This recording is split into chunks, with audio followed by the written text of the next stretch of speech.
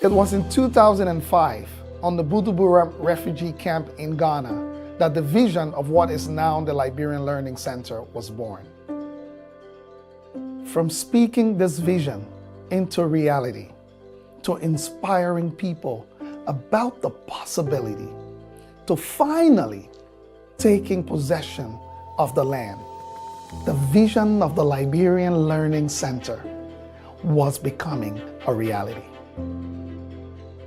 For the first time in the history of Liberia, we've accomplished this milestone of a comprehensive learning center that directly speaks to the needs of the community. Not only is this a first for Liberia, but it is a model for innovation, solar energy, earth compressed brakes, rainwater collection systems, and passive energy system to ensure the effective use of electricity.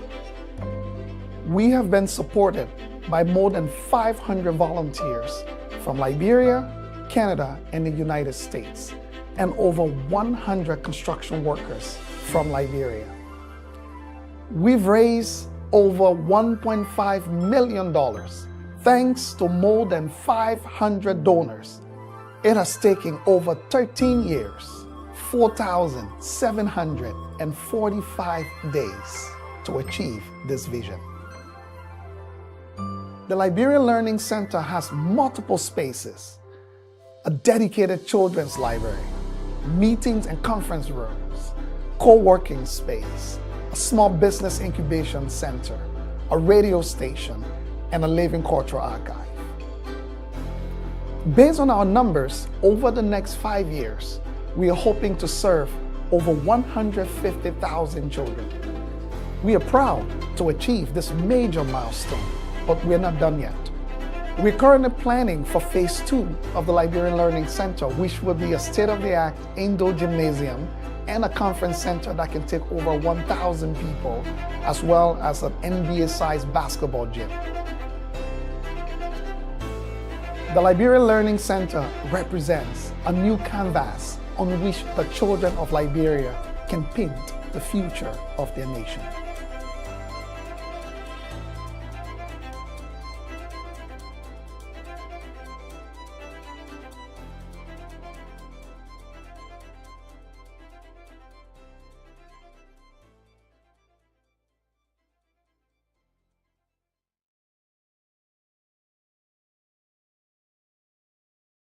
Good afternoon, good evening, good night, wherever you are in the world.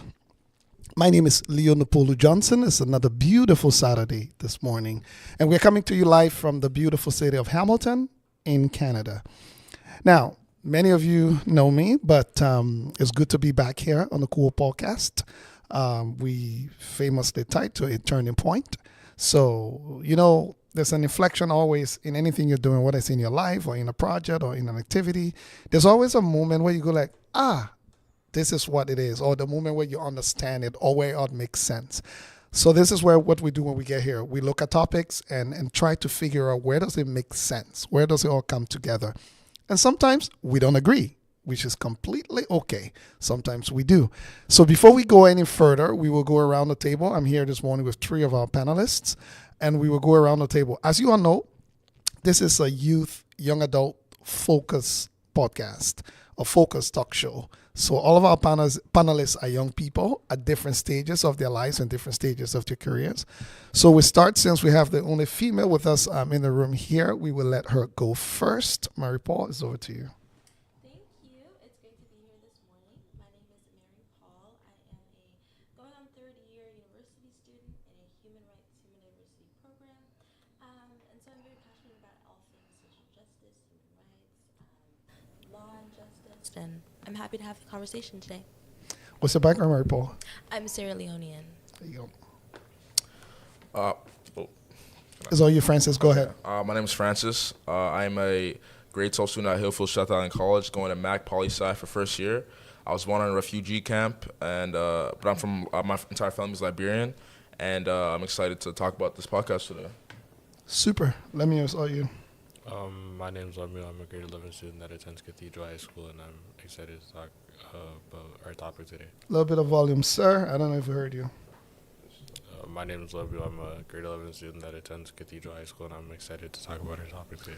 Super. So we have a very interesting topic that was brought up. Our panelists suggested. Francis led this one, and we landed on Canadian politics and the African diaspora. Now, before we jump into that, what's up? Anybody can jump in. What's on your mind? What's going on in the world? What's happening in your private? Whatever it is, what's on your mind? Francis is raring to go, so let's start with I it. thought it was if it's like just. I thought it was like on the topic of the. No, if not, then it's not like, on the topic. Just in general, what's on your mind? Before we get to the topic, I know you want to get to it. We will, but before we get to the topic, let's get our audience in here. Let's give them a chance to get into it here. So, what's on your mind overall? Well, honestly, like going to the sauna after this, or like what I have to do, like my to-do list. Like I want to finish signing up for certain stuff, and like I'm just thinking about stuff I'm gonna do like after this podcast, basically. So that's some chill stuff. Bro, I heard that you had some kind of dinner last night, and you're like nothing's on your mind. Really? Yeah. Look at this guy. Yeah, like I don't agree with you. I had a grad dinner yesterday. It's for Okay, stop there. Mary Paul Lemio, isn't that something that should be on your mind if you had a grad dinner last night after all the conversations and all of that stuff? So tell us. We need to know. Tell us a little bit more. Nah, it was fun. It was good food. Good times. We brought some like our family there, and it was nice because like all my friends met my family and I met their families, and it was honestly nice. And after the kids had a little fun at the house, so it was a nice experience. So yeah, I guess it's on my mind, in the back of my head for sure. Okay, there we go. Did you eat a lot? I ate too much. What was the best on the menu? The pasta. Was it at a restaurant or at a home? Nah, it was like at like a convention center. Like it was like at a center, right? Okay. They rented out. Like the pasta was the best for sure. Okay. Pasta. Okay. Pasta man. Anyone else can jump in? Yeah, I think similar to that, knowing that there's a lot of graduations happening. My graduation was a couple years ago now, but it was a very wonderful experience. So I'm just reminiscing and then going back to like my high school time and how much I enjoyed that. So for sure, a time to definitely hold dear. Yeah. Mary Paul also went to graduation parties over the weekend. She's not telling Yeah. us Oh, everything. yeah. So Okay, we need to hear what happened at the graduation parties over this weekend. It was fun. It was celebratory, good food. Again, very good food, good company. All the right things for a fun celebration, yeah. No dancing? Dancing, yes. But I want to hear about the real, after- not the food was good. Everybody was just great. Everybody was cool. But I think the food was so good that people were like, I'm too tired to even eat. Because there's always drama, some kind of drama at these events. I go to them all the time. Some kind of drama always happens. Yeah. Whatever the drama is, there was no drama at all? No, this was pure good vibes. Wow. Okay. You guys are boring then. That's what I'll say. Party, no drama. Let me know what's on your mind. Exams. Oh, okay. That's not very fun. And how is that going? Or how is preparation for that going? I haven't started preparing yet, but You haven't started? When does the exam start? 2.5 weeks. D-Day. If you haven't started preparing yet, I don't know how you're going to manage because close. But how are you feeling about it? Okay. Just okay? Yeah. Okay. I guess the next show when we're on here, one of the shows, we'll have to ask how the results went. But we'll see. Anyway, we will get straight into it for our topic for today. Everybody, those of you joining us online, thank you so much for joining us. And if you can comment, that would be great. Let us know your thoughts on the show. As we always like your feedback. If you have any questions also, please feel free to post them. I will try to keep my attention on here. And also say hello so we know you're on. And post the comments. We will read them. If there are questions, post the question. We'll also read them. I know we got John Maulo, Komasa, Denise Dennis, Ethel Hammond. All have already joined in. Thank you for joining. We will keep the show going. So today, our topic is Canadian politics and African diaspora. Now, our panelists will take it in whatever direction they want to take it. But let me just lay the premise. Firstly, there has been very little, if any, robust engagement between the continent of Africa and Canada. I'm just being very general across the board, but you can break it down into different countries. Even though there has been a growing African population in Canada, across Canada, but even before the recent African population, there's a long history of black communities in Canada as a result of the era of slavery and people settling here way back when. Black people have always been here. So let's set that premise that black people are not strangers to Canada. They've always been here. But over the last, I would say 50 years or so, 40, 50 years, there's been a recent wave of black people coming from the African continent settling in Canada, whether it was because of war, people who came as refugees or for asylum seeking, or it was because of seeking better opportunities, or for some people education, some people economic opportunity, whatever, some people business, whatever it was. But we are seeing an overwhelming number of Africans coming to Canada as a result of civil conflict or war over the last, I would say, 20, 25 years. The big number has been people coming either as refugees or asylum seekers, and the difference. So there is an obvious admittance by everyone that there's very little active, robust engagement between the African continent and Canada. You guys are young people. You're going to school in Canada. You're getting an education here. And there's also a concern that there is a growing disconnect between the young African diaspora and the African continent and their countries of origin. I will begin by asking the question, Mary Paul, when last were you back in Sierra Leone? I think the last time was before COVID, like around that COVID time. So Yeah. that's a long interval, right? So probably 2019, maybe around there or so, before COVID? Well, we actually got stuck there during COVID. Oh, okay. Yeah, for about 7 months. Yeah. We went just in March, like right before COVID was officially announced. Yep. And then online school started, and it was like, well, if it's worse in Canada than it is here, we might as well stay here where we have family and everything we need. So we ended up staying for 7 months, doing school online, and yeah, we actually did go back for my aunt's wedding Okay. in 2022. So I would say Okay, so 2022 that's was pretty the recent, last about time. 3 years ago or so that you were there. So that's good. Francis, when have you ever been to Liberia? So I was born in Ghana. Yep. I don't think I've ever been to Liberia. So there you go. I've never been to Liberia. Ever. So to prove the point, what I'm trying to say is that this disconnect. And it's not like faulty or whatever. It's just for us to reflect on it a little bit. Let me. When last were you in Liberia, or when last were you to Liberia? About like 2 years ago, a year ago, Actually, yeah, that's true. year and a half ago. Okay, so that's more recent. But the point I'm trying to make is that we're talking about Canadian politics and the African diaspora. So let's land there before I ask the question. Let me recognize. So Jarek Badi, the board chair for the Liberian Association of Canada, has just joined watching as well. Welcome, Mr. Badi. You can say hello so we know you're here. But let's take it. When you think of the topic, Canadian politics and the African diaspora, we just got a new prime minister elected, Mark Carney, the new Canadian prime minister. Also, you may not know, before Mark Carney was elected, the former prime minister Justin Trudeau government launched something called the Canada-Africa strategy. This was their big thing about saying we haven't been engaged with Africa, now we want to engage with Africa. But before you jump to engage with Africa, we're talking about the African diaspora right here in Canada. So Mary Paul, I'll start with you. What comes to your mind when you hear this topic? What do you think when you hear this particular topic? What have you been thinking about? Well, I think you said it at the beginning that there wasn't an explicit kind of political agreement between Canada and Africa. Not many, at least, but there's been a long-standing history between the two countries, and we are very connected. Or the two, like, African countries, and then Canada by itself. I know for Sierra Leone in particular, we have the Maroons from Nova Scotia actually went and founded Freetown.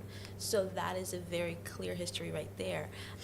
And it was freed slaves from Nova Scotia right here that went and founded Freetown, as we know it today, which is the capital city of Sierra Leone. So I think when I think of this topic, it's not something new. Like, it's not surprising that there should be a connection there. It's something that should have happened a long time ago, in fact. And I'm looking forward to seeing what the Canadian government is really looking forward to establishing, because there is more of that enthusiasm I'm seeing now. I'm going to push you a little bit before I move on to Francis, who started this topic. What do you think is the role of young Africans who live here in Canada in pushing the agenda of Africa? That's why I asked the question to you, or when last were you back in your country of origin? What do you think is the role? Because it's easier sometimes to say these things, that we want to see what the Canadian government does. We want to see, and those are all valid. But I want to start with some self-accountability. What do you think, Mary Paul, in your own opinion and from your perspective, what do you think, if is there any role for young Africans? And if so, what do you think that role is? And also you can use because there are all these cultural associations, Sierra Leone Association, Liberian Association, that association. What do you think is the role of young Africans in the diaspora, or young Sierra Leoneans, if you want to take it to one country, or young Liberians, whatever that is? And then the second question would be, we can come to that later, around the role of these community associations. So I'll start with you, Marina, and we'll go to Francis. Yeah, I think I'll start first with the youth kind of responsibility. I mean, it's a bit difficult to kind of put the entire onus on youth, because if you want to learn about where you come from, you have to talk about kind of your heritage and your history. And so I think parents also educating their children about where you're from, and then how we kind of found ourselves in Canada and how we've established our lives here, that's very important as well. So my family is very big on protecting that lineage and really reminding me that Sierra Leone is another home for me, and the opportunities that are there and what life is like there. So that's why we travel back often, and it's very nice to get to experience a different lifestyle. So I think that's also an important part. Yes, youth can take responsibility in wanting to learn more, but I think a step that they can take is just opening up those conversations with their families. All right, so that's from Mary Paul's perspective. Francis, you started this topic. Tell us, first of all, why were you very passionate? I remember in the chat, why were you very passionate about this topic? Go ahead. Nah, because recently, as of late, I've been getting like deep into politics, doing research on political parties, and like really finding out my political identity. And I took this as an opportunity to like expand my knowledge and talk about something that I care about, which is politics, and like practice my skills. So that's why I started this topic in the first place, and I thought it would be like interesting to talk about too.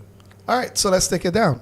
What do you think is the role? Now, Mary Paul talked about parents' responsibility of educating their children and all of that stuff. I don't disagree, but I'll push back on that to say, you have all the tools. Let's be fair. You have the internet. There's some very authentic voices out there talking about the continent, right? You can push your parents if you want to go back. Let's be honest. You can push your parents to go and visit, right? Push them, because if that's something that's important to you, push them to it. There are all kinds of groups also here in Canada that work around the African diaspora issues or talk about these countries. So what do you think is the role of young? I agree parents have a role, but I want to focus on some accountability as a young person. What do you think, since you raised this topic, is your role, or what would you like to see happen with the impact of Canadian politics on the African diaspora, and what do you think is your role as a young person, or the role of young people? That's a loaded question, but I'll get into it. So I feel like the first thing that all young people should do, including me, should like be aware of like the social factors in Canada. So this kind of goes back to your point, but I feel like there is a disconnect, because even Canadians who are here, right, they don't know their African heritage, and like they kind of separate themselves from like coming African refugees and immigrants. So this connects back to like our personal experience as teenagers. Mm-hmm. Like even though I'm African, like people don't look at me like I'm like they also know I'm African, right? But they don't I don't speak like one African. I don't speak like a newly like a refugee, right? And there's some people in in schools, like Lemon can speak on this. Like people have this term fresh off the boat, and they mock African people. So I feel like there's like this disconnect, and it's even done on the African side too, because like some refugees, especially Nigerians, they kind of look down on Africans, black people that are currently here, and I feel like there's like this current divide. I feel like that contributes to like a lot of the factors, because like the divide between black people in Canada is very obvious. And the second part of your question was how it connects to the diaspora. Yeah, no, the second part of the question, I would take the role of young people first. My role was, what is the role of young people? So you're talking about this at the very foundational level, even in schools, the type of conversations that are going on. You're going into the identity piece, which is what I was coming to next. That's my next point. What makes you think you're African? Let me not say African. Let's go to particular countries, because Africa is also a very diverse continent, from country to country, different cultures and stuff. And we celebrate that because it's the richness of the continent. But before I come to that,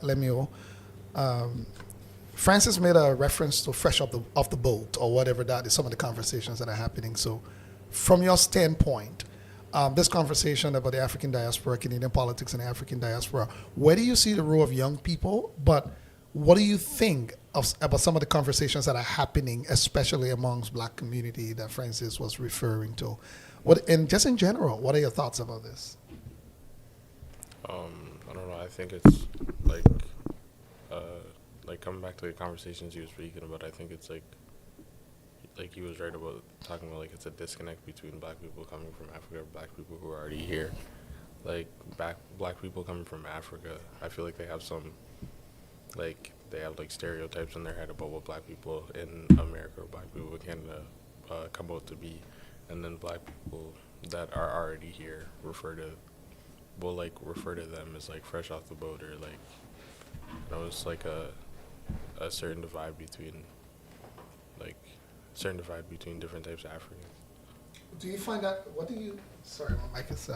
What do you think is that a positive thing, or what impact do you think that has? That type of conversation that's happening, how do you think that affects the African diaspora overall, or how do you think that affects our ability to have a conversation like this about the impact of Canadian politics on the African diaspora?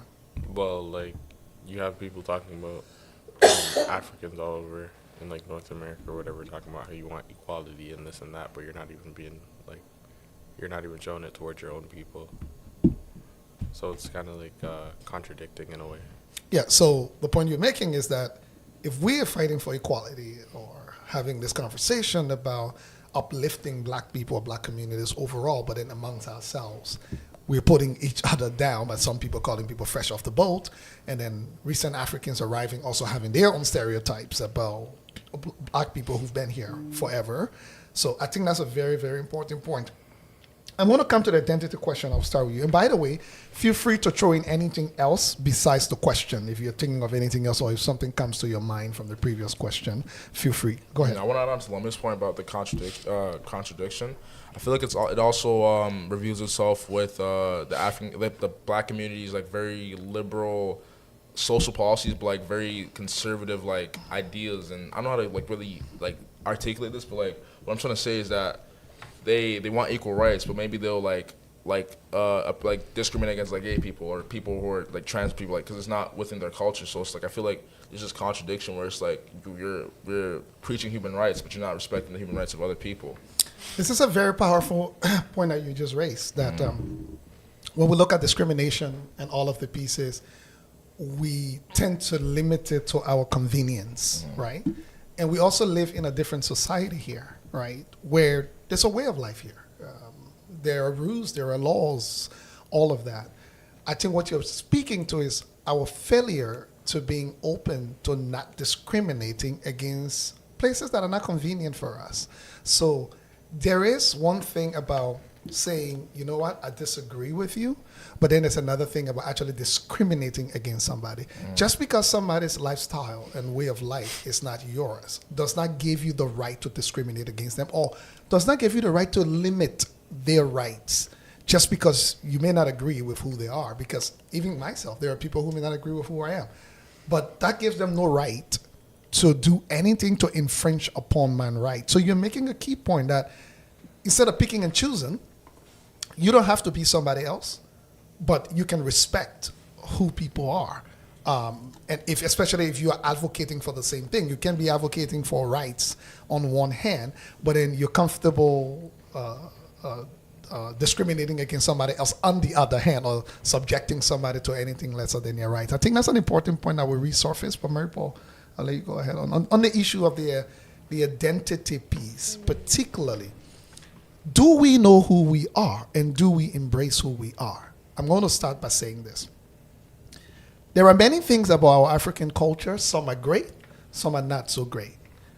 But I'll say this. Before you can work on who you are, I think you first have to embrace yourself. All of the goodness and ugliness, all of it, you have to accept it first, that's where you are. And then you can start to say, how do I influence something? How do I change something? For example, in our African cultures, I will use certain things, right? As an example, I'll tell you, I never had a girlfriend. I was not allowed to ever mention even the word girlfriend until I was out of high school, period. It shouldn't even, like, I'll give you an example. When I was walking, if we're walking from school, and let's say I had a girl in my class, and we're just walking together, and I saw my mom, bro, I disappeared. Houdini straight. Like I literally this you wouldn't believe you would want to think if I was there or not. You would think you're hallucinating. That's how fast I moved. Like you wouldn't know I was there, right? Again, because this is our culture. You can argue whether it's good or bad, right? But then you can also argue how did I turn out to be who I am, right? For example, things like smoking. Even in African cultures in Liberia right now, adults who smoke have to hide. They can't even do it. It's seen as unacceptable. It's not an acceptable thing to do. So even people who do it within the pride, like, can't show it publicly because it's seen as negative. The moment you do that, and by and large, even here, it's seen as negative too because of its impact on your health and how much it can destroy your health, all of that. Again, but here people are more liberal about it. You choose what you want to do to yourself. There, people are not very liberal about it. They frown on it. So African parents will struggle when there's a relative or family that smokes. They struggle to accept that, right? Religion, another piece. We're very hardcore about it. The way African parents and families see it when we were growing up, you didn't have your choice when you were a child to decide. When you become an adult, you can choose whether or not what you want. But you didn't have a choice to decide whether you want to go to church or you want to be Christian or not be Christian, or if there was Muslim family, whether you want to be Muslim or not be Muslim. That was not your choice. The day you leave my house, then you have the authority over your own self. I'm just mentioning all of these things for us to know, even leaving the house. Here where people turn 18 and 19 and they start to talk about your adult. Where? Like you ain't no adult. Like you have to finish university. Where you will live in a house sometimes under 30 years old or whatever that is, right? And those things have their pros and their cons. I'm not here telling you any one of them is perfect, but we've seen great people come out of that type of system. Capital punishment or spanking or beating, let's call it that way. People we've seen that is harmful, right? But the question remains a debate. Is there also a positive to it or whatever that is? Again, I'm not here to take one side or the other, but to just lay the premise. So, Mary Paul, when we talk about the African diaspora here and the issue of identity, which can really make you to be confident in who you are, how does this impact this conversation about Canadian politics and the African diaspora? Yeah, I think there's a couple things that come to mind, just based on everything we've been talking about.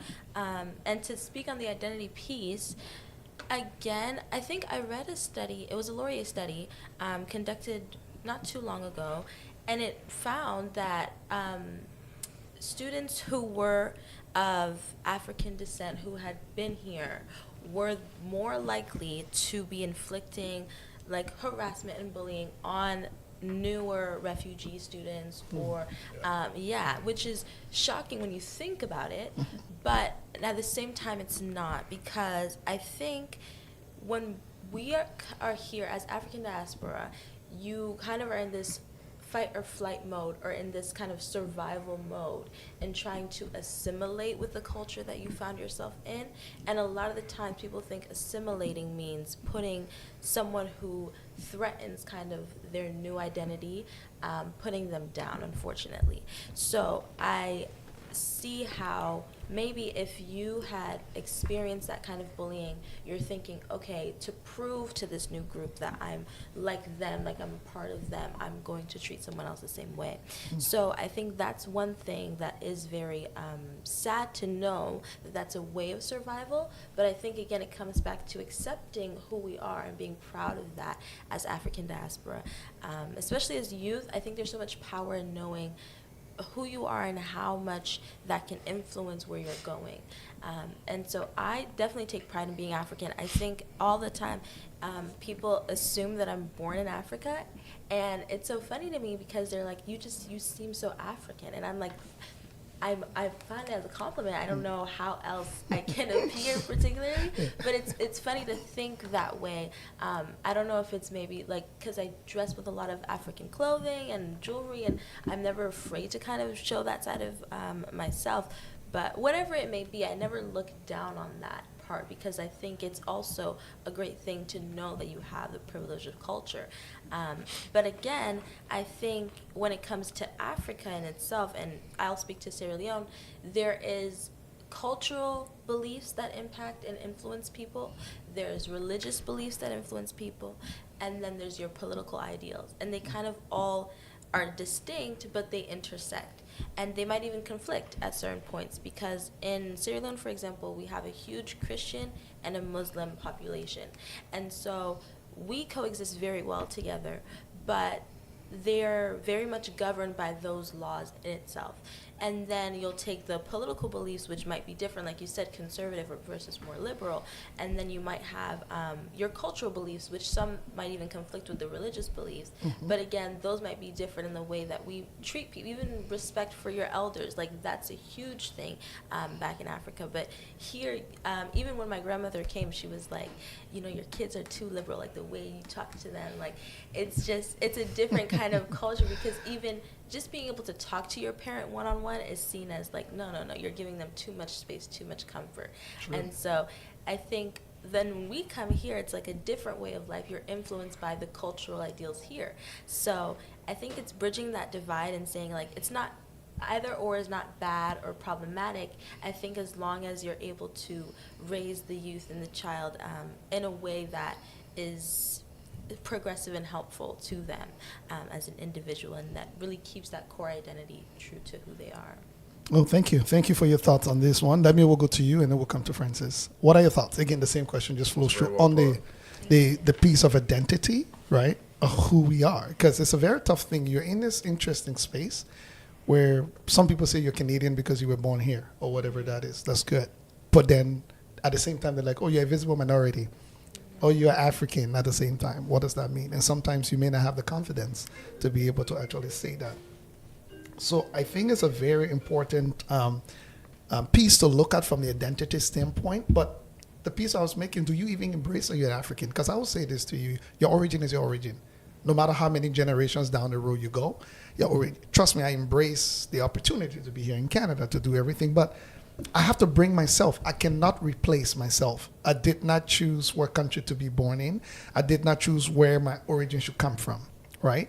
So yes, we evolve as people because you live in different places, but I cannot replace myself. So the question is, with all of the challenges, the good, the bad, because every culture has its good and its bad. So when you're trying to replace yourself with another culture that you think is better, you're also embracing its good and its bad. So it's not like to say one is superior to the other. No. It's about, so that's the question. Can you replace yourself? Because whenever you try to then assimilate and leave yourself, you're basically saying, I don't want to be Francis anymore. I don't want to be Lemuel anymore. I'm going to be this new thing or whatever. Or do we embrace, especially as young people, with all the bullying that goes on, with all of the stereotypes that goes on and all of that, right? Do we embrace fully? People want to tease you to say you're African and blah, blah, blah, blah, blah, but then they want to say Afrobeats is great, right? It's amazing. People want to tease you for who you are, but then during Black History Month, they want to talk about Mensa Kanka Musa, right? They want to, like, the contradictions of it that you see. So let me hear from your standpoint, what are your thoughts? How does this impact us on young Africans? How does it impact this whole idea of Canadian politics? Because Canadian politics is not just about what people are doing during elections. It's about all of the conversations, the things that are influencing decisions. What are your thoughts?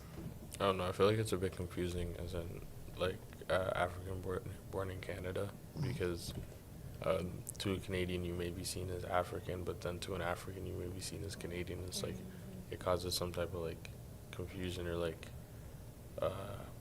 what like you could call like identity crisis or whatever, and it's like it's hard to try and really understand what you are when you have two conflicting sides. The question that I'll ask you is, though, do Canadians see you though as Canadians? Because that's a follow-up to his point, because he's made an important point, that to some Canadians you're born here, they see you as Canadians, right? And then, but at the same time to Africans, even though you may not have been born in Africa, they still see you as Africans. But the question to really ask, though, when we hear the politics that goes on, it's interesting that Canadians who are called Canadians, especially from the Caucasian class, who maybe immigrated here longer or way back, from Europe or wherever, they don't have any other acronym behind their name. They're just called Canadians. But then African Canadians, right? So it's interesting that we don't hear people call people Italian Canadian, Portuguese Canadian, British Canadian. You don't hear those acronyms, right? But you hear African Canadians, right? So the question is, do Canadians really see you as Canadians? Or can you be African, of African origin, and be Canadian?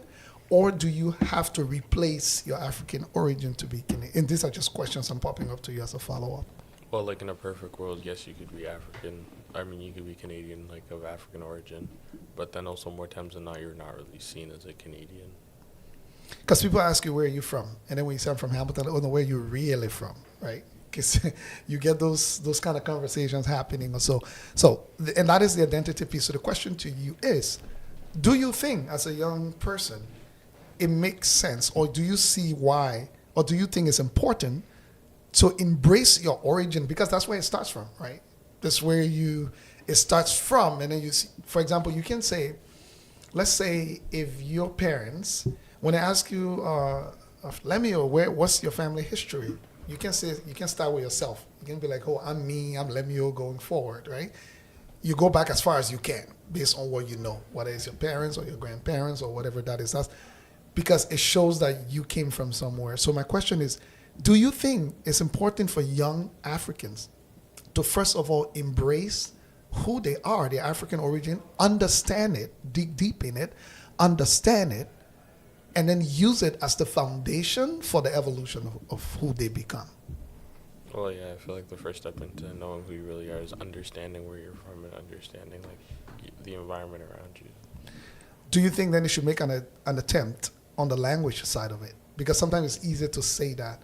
And there are lots of African languages based on where you come from. And most of you, your origin already come from a certain language, but there are also other languages in your country that are more accessible. Do you think today, let me say it, young Africans should make an effort to at least speak one African language, whether it's from their country? Because sometimes you may be somewhere where it's not from your country, the one that's accessible to you may be from another country. Do you think it should be a pledge? Because your identity code or your origin code is locked up in your original language, in a language of origin. Because the way identity forms and culture forms is you would never understand why certain things are done a certain way if you don't understand the language, because the way things are translated never give you the full picture until you understand it. But think about it when you say you go home. Let's say one day Lemuel goes home and we take Lemuel to our hometown. And Lemuel goes there, he needs an interpreter to start translating for him, right? It already creates a disconnect because it's like you're coming home. So do you think, and this is in your opinion, that every young African in the diaspora, to try and retain that originality or connect to who they are, should try, because other cultures do it. The Italians do it, the Portuguese do it, the Chinese do it. So there is something about it. If it was not important, they would not be doing it. Do you think it's important for young Africans to start to think seriously about learning at least one language? I mean, yeah, it's a good thing to think about, but then it's also harder when you haven't been like brought up with that language, because a lot of these other countries, like with their kids speaking the same language, it's like their like English and that language are their first languages, were like the only languages they were hearing. So it's like, oh, this kid's like, it's harder to learn when you weren't brought up with it. I'll push back. I disagree with that, and I'll tell you why. As someone who lived in multiple refugee camps in different countries, I'll tell you, Liberian adults went to Nigeria. They started speaking Igbo as adults. I'm not even saying young as you. Some of them are already old. They learned the language because they had to make the effort to learn the language, right? Liberians went to Sierra Leone. I know Liberians that can speak Patois more than Creole, more than Sierra Leoneans, right? As adults, not as young people. And that's what I asked the question, should they start to make an honest effort? Because it's easier to say it's difficult and you don't try. Right now, I'm about to pick up a new language, to start learning a new language as well. I'm trying to pick up another language because I'm not saying it's easy. That point is valid. But to say because it's not easy, and remember, this is something we are talking about your identity. This is not some optional thing that you're just learning for the fun of it. And here you have the luxury of taking your time. It's not like you're doing it for a grade, right? It's not a classroom. So even if you make a commitment that once a month I will learn one new phrase.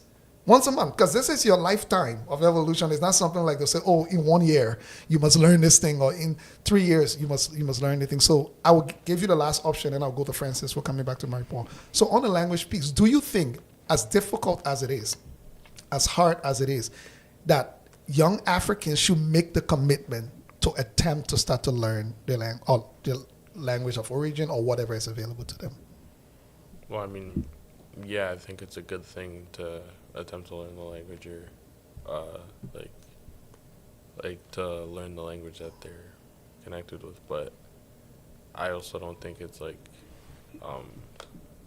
something that like is like I think it's important, but I don't think it's like something that would be like I don't think a lot of young Africans would be very interested right now, at least, into getting into their own languages. Not that that's a good thing or whatever, and I think it's important, but it's also kind of harder to say, oh, like, this is where this is where you're from, right? This is your language. You should try and learn it so you can be able to connect more with yourself, right? It's like, but then you also grew up your whole life speaking this other language, and you're like, no, but this is what I grown up with, and then you're trying to throw this out.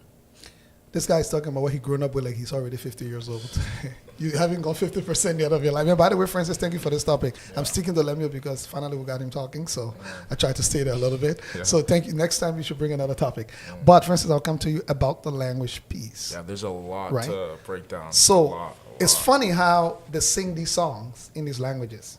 It's amazing. I've seen young Africans here singing these Afrobeat songs. Some of the language that they're singing is so deep, but they learn it subconsciously without realizing that you just did a whole song in Igbo. Whether is from Flavor or whether is from, what the other guy name? What is Davido? These guys are singing in deep language. We chill with it. We sing the songs with it, right? But then it's amazing how the brain then flips around when they say, would you consider learning it? And then all of a sudden, but when the hit song comes out, it doesn't matter what language it is. We dive right in.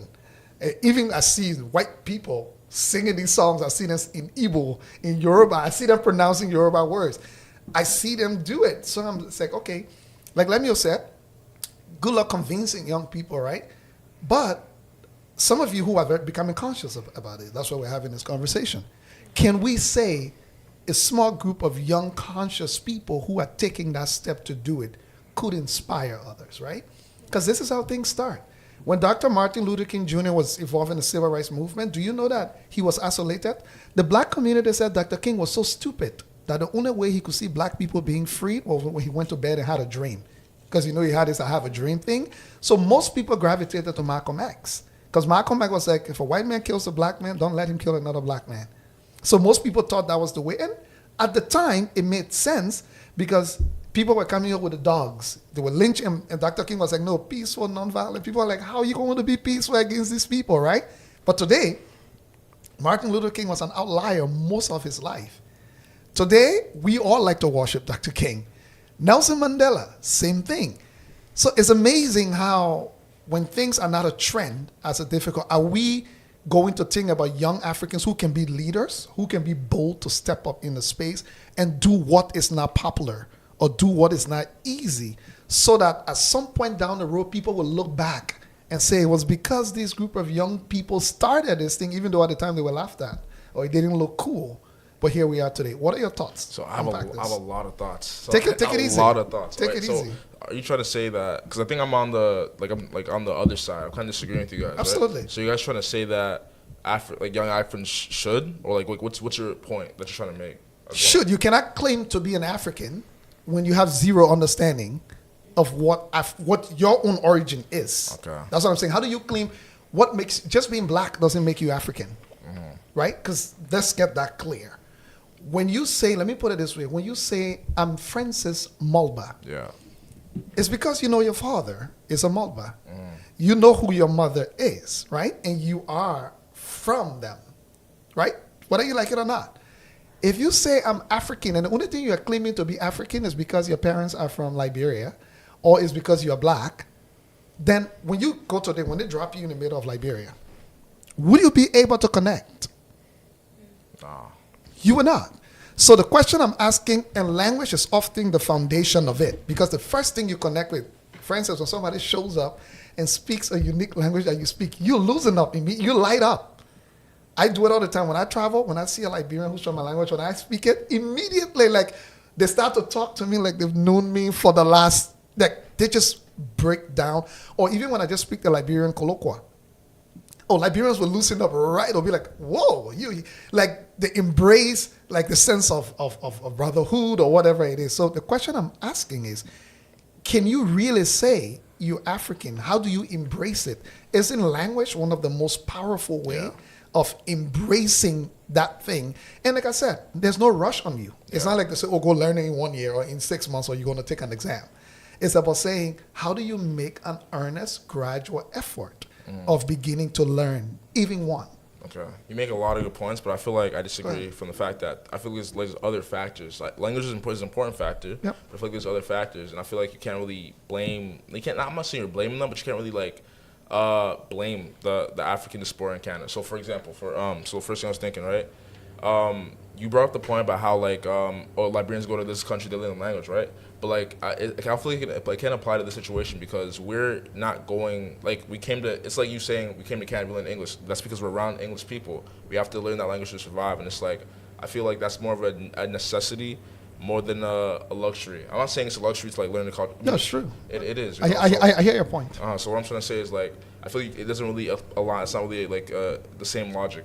And I feel like another reason why people aren't like learning the language is because we're so busy trying to adapt to this culture. So like if we're exposed to another culture, right, consistently, like I can't lie, like before this podcast, I wasn't really exposed to Liberian culture because I was consistently busy trying to intermingle with Canadian culture, get my degree, like actually I'm trying to focus on my Canadian life, and I feel like that's where like this disconnect comes from because like you come from Africa, you come to Canada, right, and like you're just trying to adjust, and you're like. It's like you naturally create a new identity when you're in a new place. So I feel like it's important to try to hold on to it, but you can't really take away from somebody who's busy trying to take care of their Canadian family in Canada, trying to pay Canadian. You know what I'm saying? Like it's a new lifestyle. Of course, like claim your identity, claim your heritage, but you can't really put the blame on people for not learning the language if they're so busy trying to adapt to this culture. It's not a matter of leaving your previous culture behind, but I feel like it's more like the embrace of a new culture. And I feel like you can still identify as African, whether or not you know the language or not. So very good points that you've made, and I don't disagree. But we're not blaming, because it's no one's fault. It's not young Africans' fault, and that's not the point. So the point is, you came out of survival, like you said. You're right. That's a very valid point. That we were not trying to say, oh yeah, I like this language these people are speaking, I want to learn it. No, you needed to survive. Yeah. So you learn it because of where you were. Now you're in Canada, where you've settled. You're not running away from war anymore. You're not on a refugee camp anymore. And you're right, you're trying to forge a life for yourself. All I'm saying to you is, do you think you have a responsibility? What was stolen away from you? Let me put it that way. Because it was not your fault that war was fought in your country. Or it was not your fault that your parents did not even teach you it, who maybe should have taught you it. Or it's not your fault that you found yourself in a different culture, that you're surrounded and trying to understand this culture and be a part of it. The question I'm asking you, if someone stole let's say you had a 18-karat diamond, and someone stole it, but you didn't realize it. You were young, so you didn't understand that someone stole it. And then you grew up, and you were fortunate to find out the story that your dad left you an 18-karat diamond, and somebody stole the diamond, and they still have the diamond, and you are in a place where the law, there's a pathway for you to reclaim the diamond. So why do you say that they stole the language? Like, why do you say that? I can tell you why. If you have had the opportunity to grow up in a stable, normal environment, if we didn't have a war in Liberia, you would not be here. Most likely. Or if you would be here, it would have been under very different circumstances. It would have been planned. You would have had a planned travel with your family or whatever, compared to your parents had to end up on a refugee camp. So when I say stole, the older generation who facilitated this war stole that away, because they created a scenario that currently have all of us in this bind, trying to figure ourselves out. Before the war, let me give you an example. The Liberian dollars at some point was 1-to-1 with the US dollars. Before the war, Liberia was exporting shrimp to as far as Japan. Before the war, every flight out of Europe and nothing went to Liberia. It was the place to go. All African countries send their people to Liberia to work, to earn money, because it was 1-to-1 with the US dollars. Sierra Leone and Liberia were very integrated at the time, back and forth. The University of Liberia, one of the greatest and oldest degree granting institutions in the history of Africa. Kwame Nkrumah went there. Most of the great Africans you can think about went through that institution. Those days, they all came to Liberia to get a Liberian passport to travel to the United States, because with a Liberian passport, it was like automatic. Liberia gave Nelson Mandela a Liberian diplomatic passport to change his identity when the CIA was after him. The house that they hid him in for 6 months is still in Liberia in Congo Town, as I speak to you. Liberia at one point was the only African Republican independent country. So many other African countries came to Liberia to help them draft their Declaration of Independence because they were under colonial rule, whether French or British at the time. Liberia was one of the only African countries at the United Nations that could vote because most of the other countries were under colonial rule. So imagine if none of that was disrupted, right? The situation could have been different for you. Now, I'm not saying Liberia did not have other issues. No, every country has. But that was disrupted. So when I say stolen from you, that's what I mean, stolen from me, because now you lost access to that. So I've come back to the scenario with the diamond. Would you go after your diamond, or would you say, you know what, I didn't know about it, I was young, I'm now here, I'm working hard to earn my own wealth or my own riches or whatever, so forget the diamond. I don't think I should be going after it. Or would you have the same attitude? Or will you say, actually, if that is rightfully mine or whatever, and there's a pathway to get it, I'm going to go after it?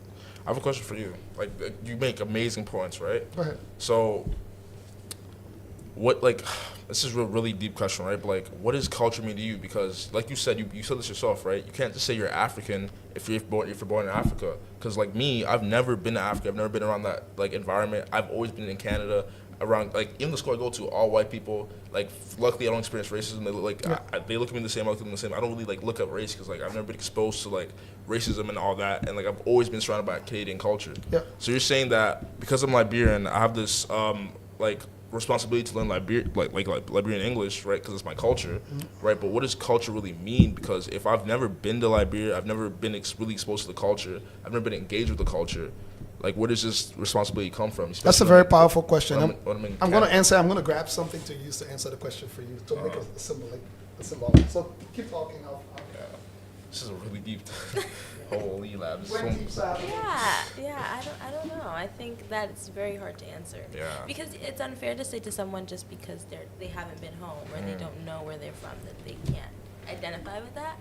But I think, like we said, it's about intentionally learning more. Yeah, like I'm objectively, I was born in Africa, right? Like objectively, like I was born in Ghana, but like not objectively, you were born there. Yeah, does that mean that means factually, right? Factually, I was born there.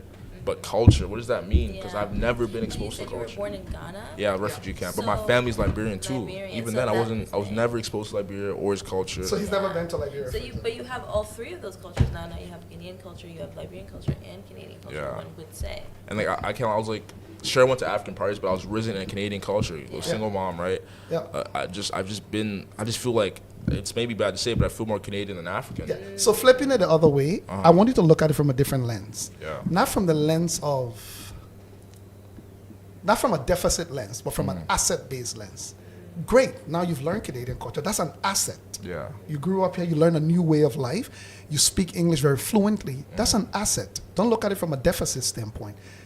Don't you think, look at it from an asset standpoint, that if you were able to also learn Ghanaian culture, or if you're able to learn Liberian culture, or your Liberian language, it's not like, oh, you have some deficit because you didn't do this. It's about saying, how can you become even better and stronger in your identity, right? So I'm not coming at it from a deficit point to say, oh, you should have learned Liberian culture, or you should have learned this, and because you didn't do it, it means you are less African. No, I'm coming from a culture of an asset, point from an asset base to say, think about it.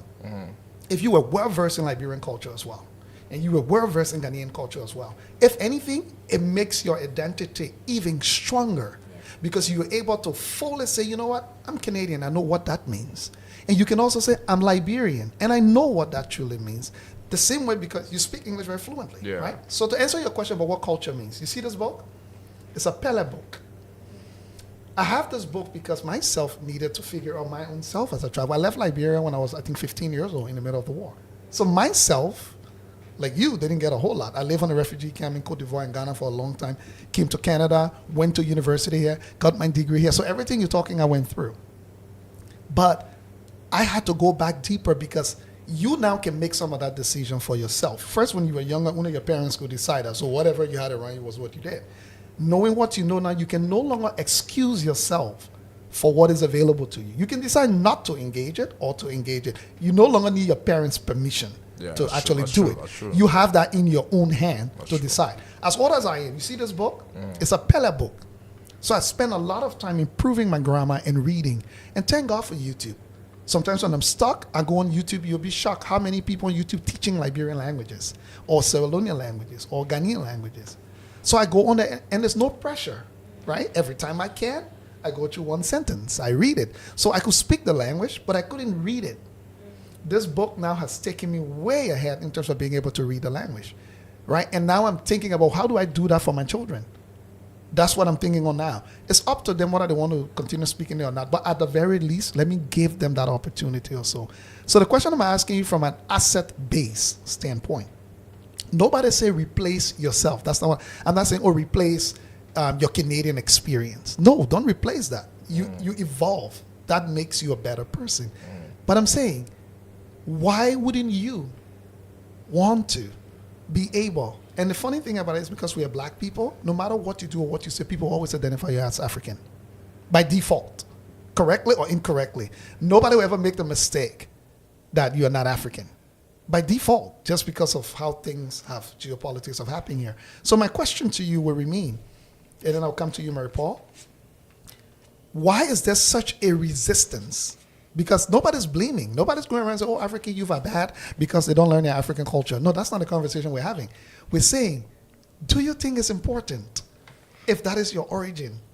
Because what has happened to some people we've seen who origins were African and never had the chance to, like we see North American, black North Americans here, a lot of them have started this wave of going back to Africa because even though they've been there for so many years, they still feel something is missing because you're transient. You know you were not originally, your ancestors were brought here from somewhere, but that place was cut off from you.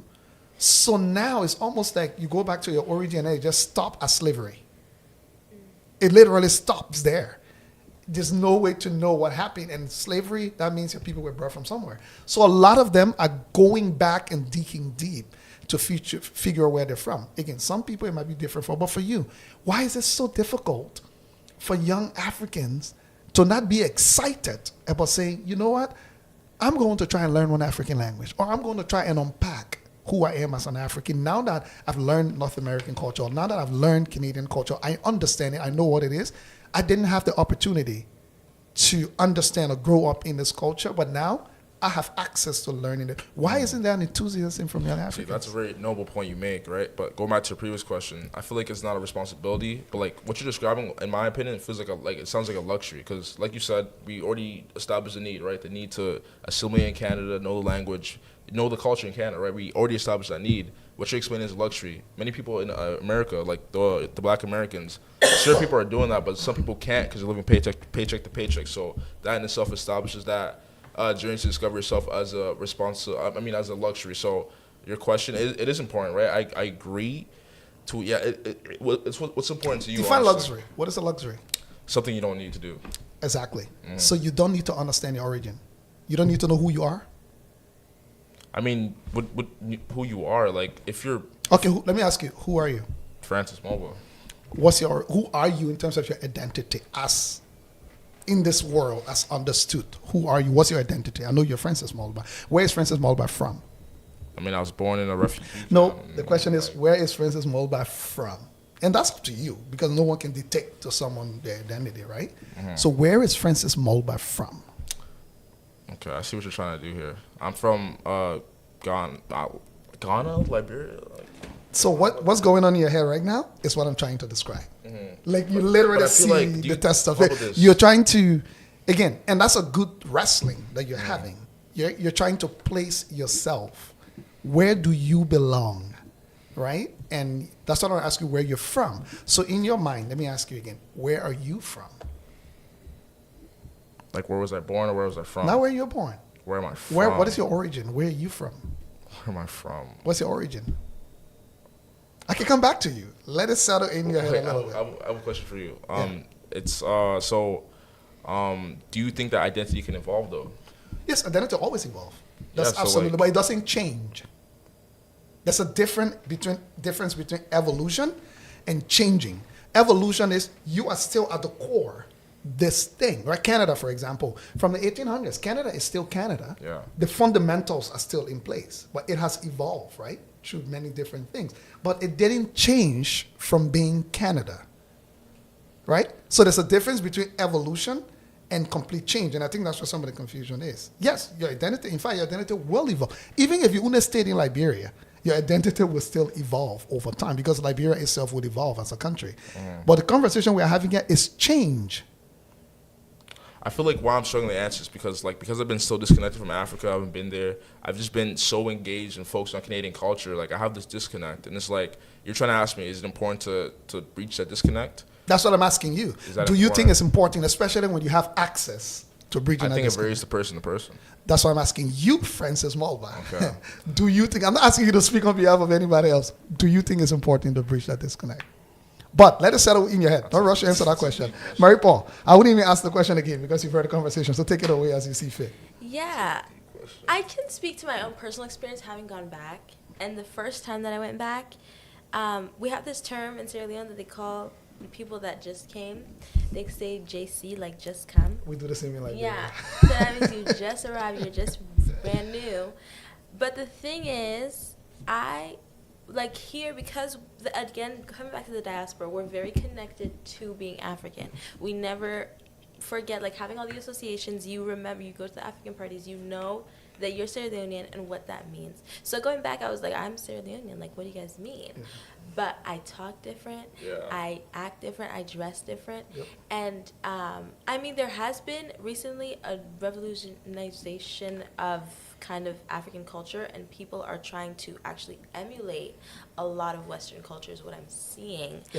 But still, you can't deny that there's a difference there. And so it wasn't that I didn't feel welcome, but even if I tried to kind of entrench myself there, they would kind of, like, when I speak, they speak to me in English, or they kind of like try to talk back to me with my accent. Try and pick it up. And I'm trying to learn what their kind of accent is or their language. So I learned kind of our colloquial kind of Creole language, but I'm still trying to learn like the more tribal ones, which is a lot harder. It's deeper, yeah. But I feel like that would help me connect to my elders, and like in the villages, I'd be able to connect with them as well. But before you come in, Francis, let me push Mary Paul a little bit.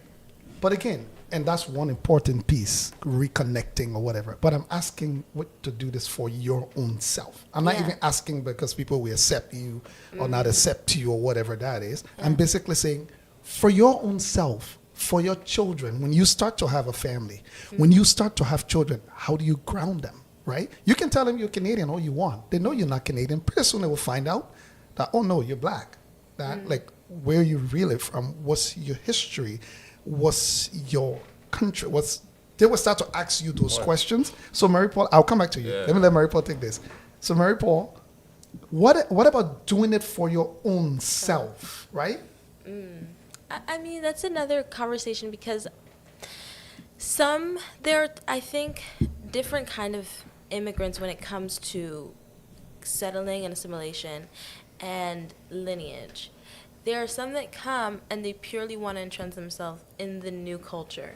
And there is almost a denial of, you're Canadian now, act Canadian, and kind of live out in that way.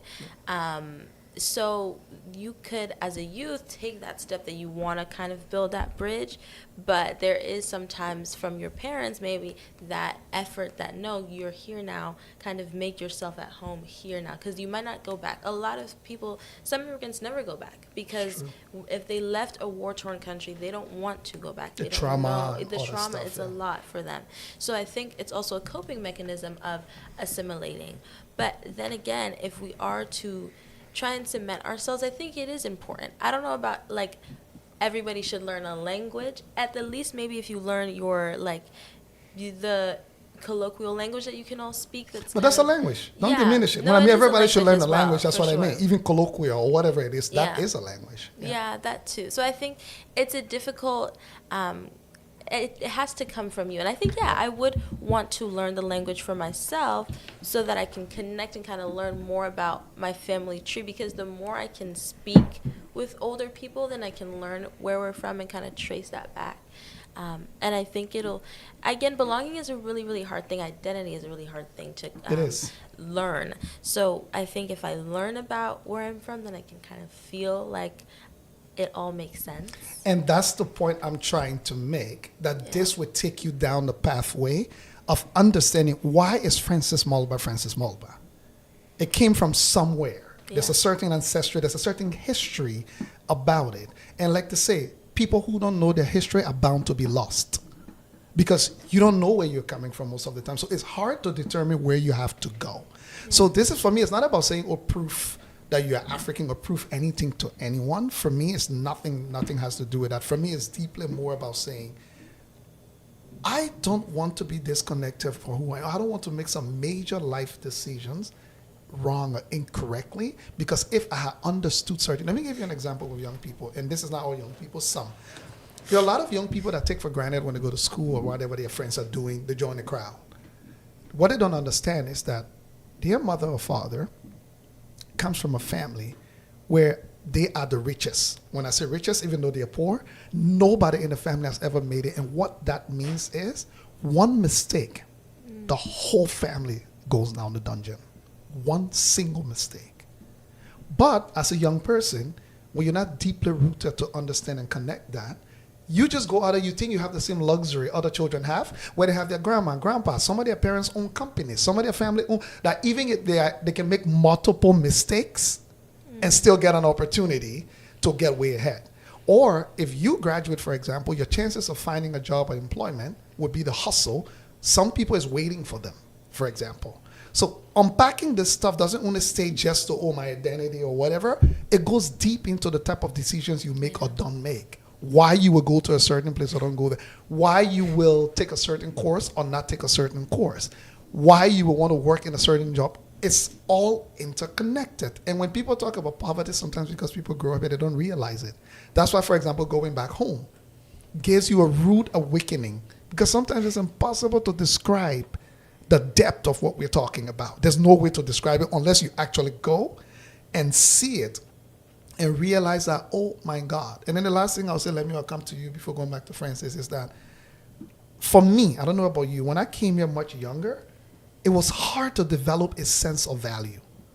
Because everything I had access to, everybody else had access to it. I can go to the park and play basketball. Anybody else can go and do that. I can go to this place. So doing anything was not very motivating. It was like, yeah, I can go and just do it. There was not an innate value to be like, oh my God, and I can do this. Or even my gifts and talents were not elevated because there was so much happening around me that I felt like, you can sing? Yeah, there are 10 other people down the street that can sing. You can play ball? Yeah, there are 20 others down the street, because here everything is so structured and organized in that way. Go back to Africa.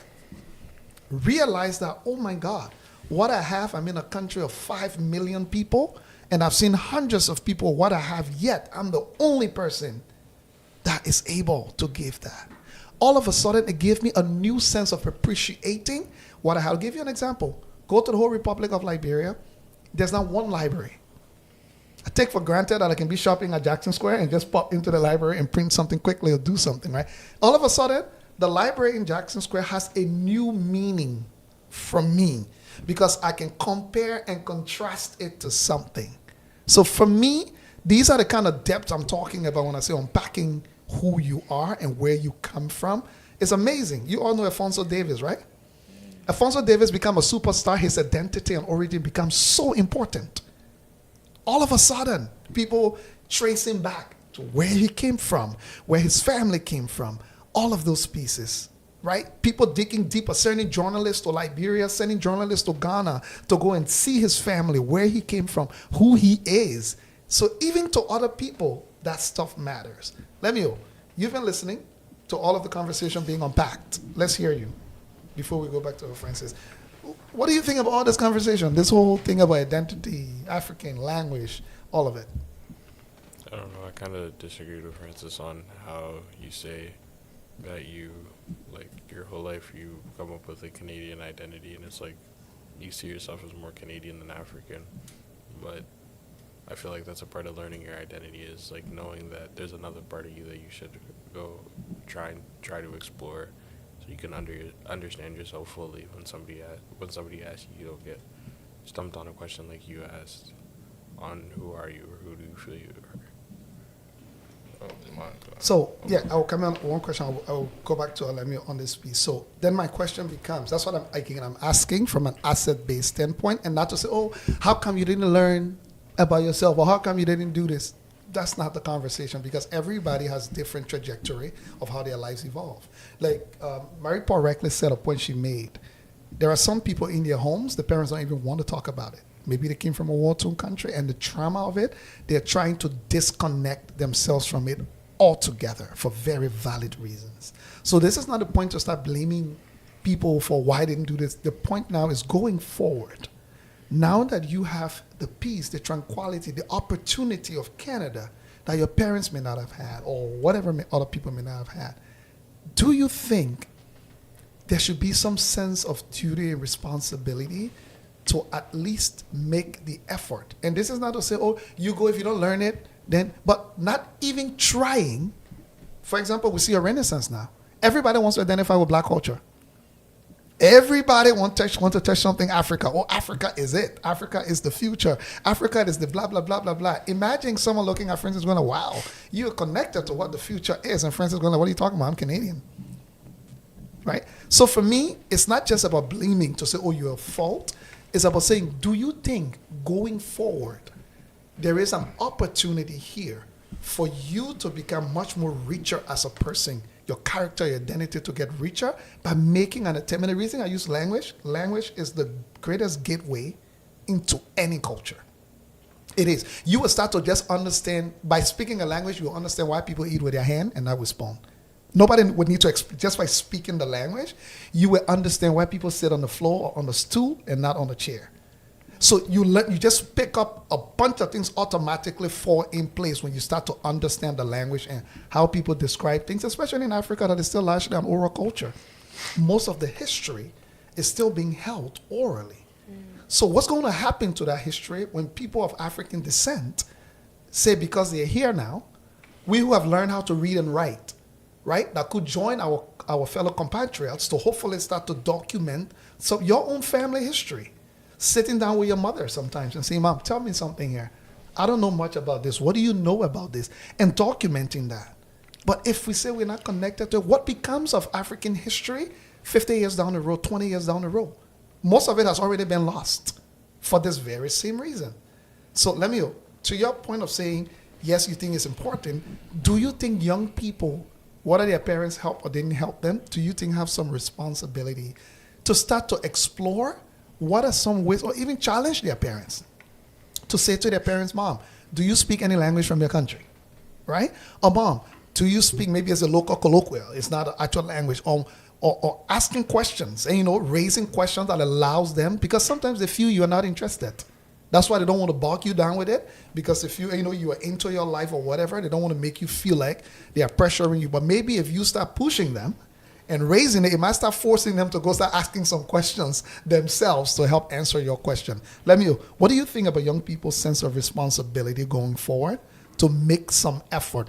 I'm using language as an example, but language is not the only thing. Let me correct that. There are many other ways.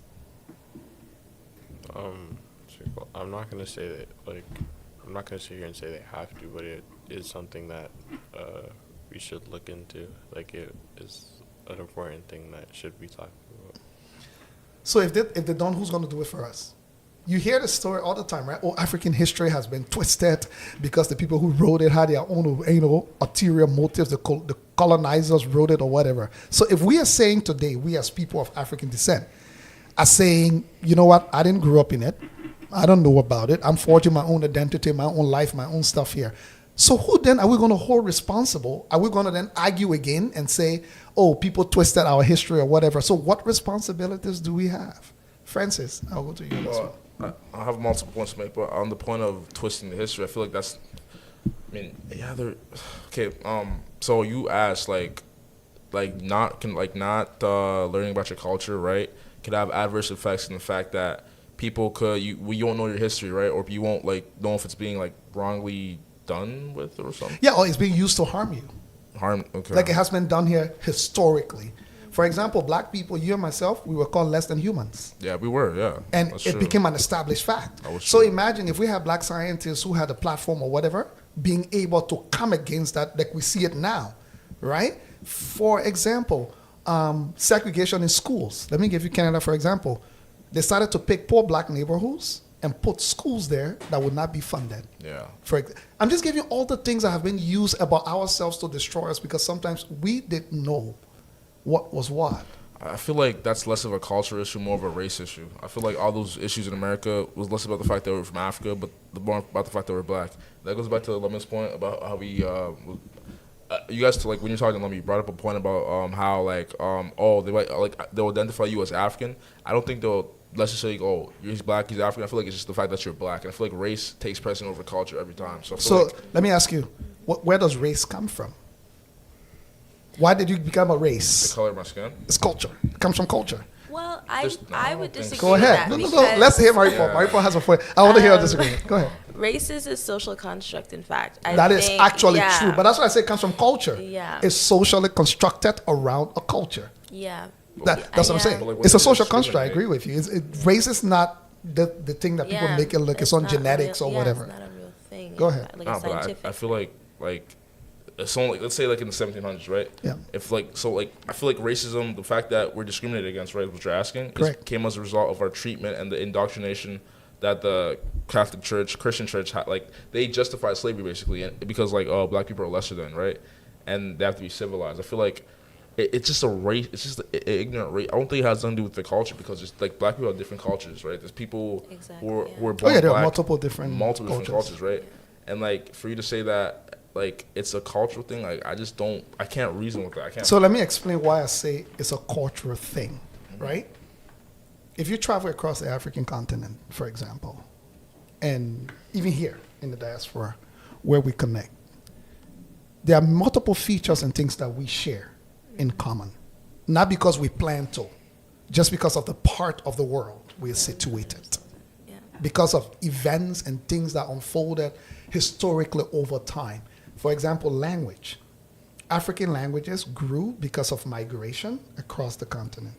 Interactions happen. So when you leave from Liberia and travel all the way up to Tanzania, you see similar languages.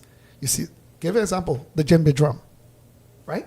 So I'm not saying there aren't differences, but I'm telling you because of the part of the same thing with North America, right? You got Canada, you got the United States, right? You can draw certain lines of similarities just because of the part of the world that they are situated and the events that because culture is not this fixed thing that's sitting there. It's being informed by events and things that are happening. So when I say it's a social construct around culture, I will give you an example. You know what made us different, why people thought we're different from them? Because we didn't act, behave, or think like them. For example, they were about conquest and conquering. We were about community. We are communal people, the way we live. That's culture. So as a result of that, they had to distinguish themselves from us. Let me ask you a question. Do you know where the human race began, where it originated? Africa. We just found out that now from scientific. Maybe they may have known but kept it away. Imagine if people then understood that fundamental thing. Do you think Africans will accept that? And you know, white people thought there was some kind of better thing than other people? Let me take it one step. Where is the richest person I ever walked the face of the earth from? He's from Mali. Mali. So think about this. Do you think you would accept that Africa is a place of poverty, people of poor, just poor people all over the place? If you can accept the fact that recently now people have started to admit that you have someone like Mensa Kankamusa existing, right?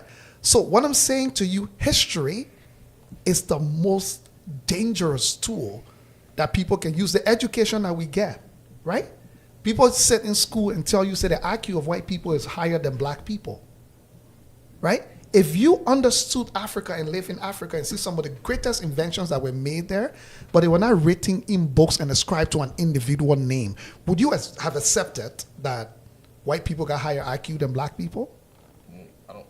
But that's probably taught like in the 50s or 60s. But I'm saying people then did not have that information at their fingertip. Now you have it because of what is going on. However, today, we still have someone like the President of the United States calling Africa as whole countries. How can you debunk that when you've never been there, for example, confidently? So, again, the question I'm raising about these things, I don't think is a luxury. Who I am is not a luxury because the impact of that, right? And this is what we're seeing in the diaspora. Young people of African descent are more and more being disconnected in this particular way. But now get it. Again, I ask you the question, this whole trend of back to Africa movement, right? People all of a sudden are saying Africa is this, Africa is that, Africa is going to, what does that even mean for you as a person of African origin? It's hard for you to unpack that if you don't first of all understand where is your place in this.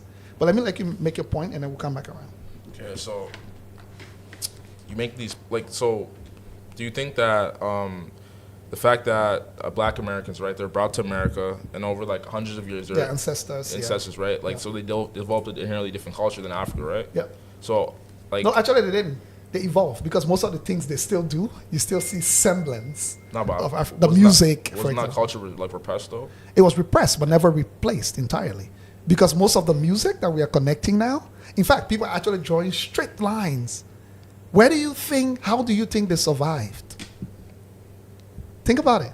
In fact, they developed code of communicating with each other because they didn't come out with blank slate. They came with people who already knew certain things because of their culture. How do you think they got away? Sometimes it was from their languages that they could communicate that the slave master will not understand. Creole. Most of these patois language, that's where they came from that culture. So that's the mistake people try to teach us, that slavery replaced. No, slavery forced the culture to evolve under repressive systems on the plantation. The music you hear today, R&B, where do you think it comes from? Africa. Calypso that you hear from the Caribbean is purely, for the origins of it is not proven, it's no longer an if and an and, from various African genres. Jazz is also proven from various African genres, right? Even rap, too. Rap. Yeah. In fact, MC, what they call MC today, Master of Ceremonies, that's not what it was. It's an old African tradition of specific master announcers who use poetry to turn announcement into this fascinating thing that engages you.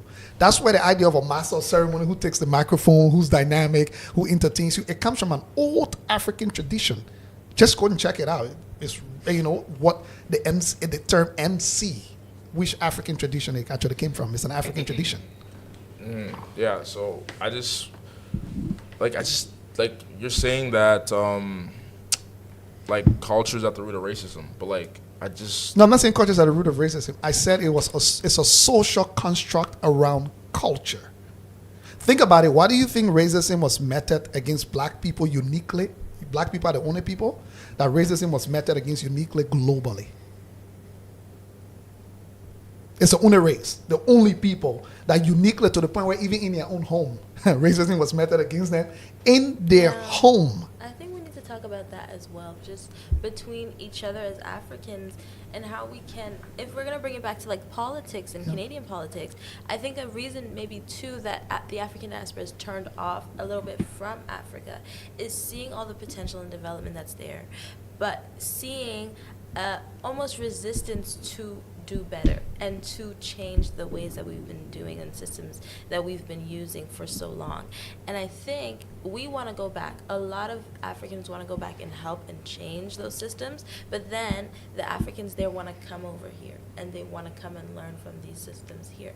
And I think it's really holding the African leaders accountable over there and bridging these kind of partnerships in ways that we can learn to work together in a way that doesn't demean either country, because I do think Africa has so much to offer, especially different African countries have so much to offer Canada, but they're seen as less than from the moment a conversation is ensued. So I think that's an important thing to highlight as well, that we need to position ourselves in a way that doesn't always keep us so oppressed and so isolated. Lemuel, thoughts? Can you ask the question again? We're just having, in general, reacting to what is going on. Yeah. Okay. Mary Port just made a point about the resistance from Africans in Africa when people from the diaspora go there and try to do something, and their urge of wanting to come here and learn from these same systems that we're having troubles with. I don't know, like I feel like our biggest problem is just like a disconnect between cultures and not being able to accept one another. And it's like racism rooted, like I feel like black people tend to be racist to their own if you're not from the same place or if you seem different. And so it kind of just adds on to the racism that's already like put on us from the outside world, and it's like a kind of hard to put yourself into modern day society. Can I add on real quick? Go ahead. So you made a good point, right? Like black people are racist to people who are like from a different place, right? I wouldn't call it racist. I would call it discriminatory, right? Because when you go racism, it's a very particular definition around that construct. So I'll say back to you can say we discriminate against each other. Yeah. Go ahead. Nah, but what I'm trying to say is that like no matter like I get the point where you're saying. I'm just saying the right word to use would be discriminate. So there's black Jewish people, there's black people who in Asia, there's black people everywhere with different cultures. But like if someone's white who's racist, they don't see that culture, they see the color of their skin. Correct. So that's the point I'm trying to make. Like I feel like racism at its core, it's not a cultural thing. It's a skin color thing because even if you're black, you can have a different culture. Okay. So I feel like it's not rooted in culture, but in just the color of your skin, it's just ignorance. That's a fair argument. I would not debunk that.